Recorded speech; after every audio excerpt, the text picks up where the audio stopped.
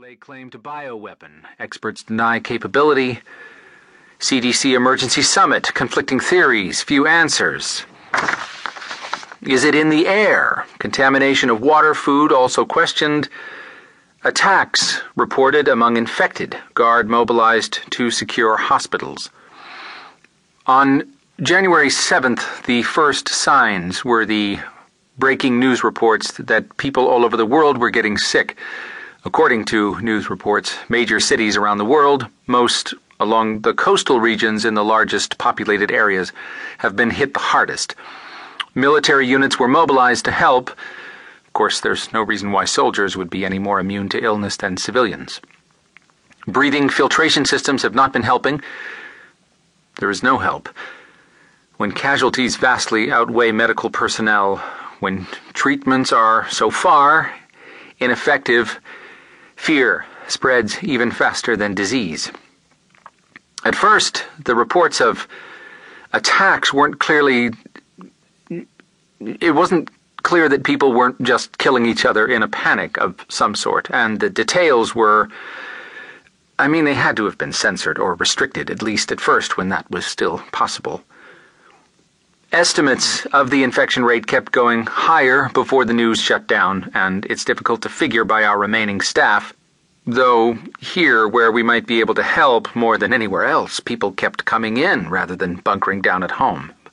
But it looks like downtown Seattle has a 90% infection rate. If the rest of the world is affected at anywhere near that, I don't know that a 90% infection rate is survivable in terms of overall population.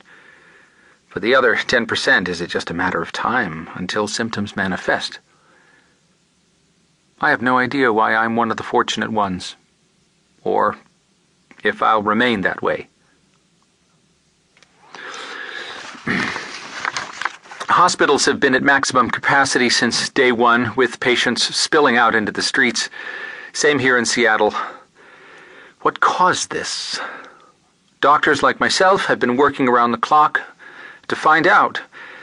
Blood samples from infected patients from Harborview were rushed over here, and we've been running all known tests, but the results keep coming back negative for everything.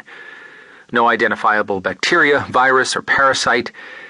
Yet people are stricken with severe aches and pains all over their bodies, like knives sticking into every muscle.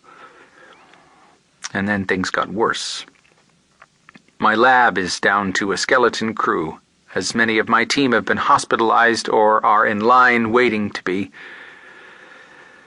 I feel helpless. At this point, we're doing such research as we can, but I've also just been making up tests out of thin air, figuring if I get a result, I'll backtrack to the scientific method later.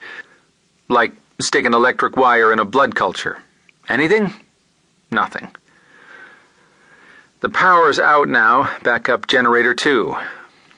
I ran a paperclip from a 9-volt battery.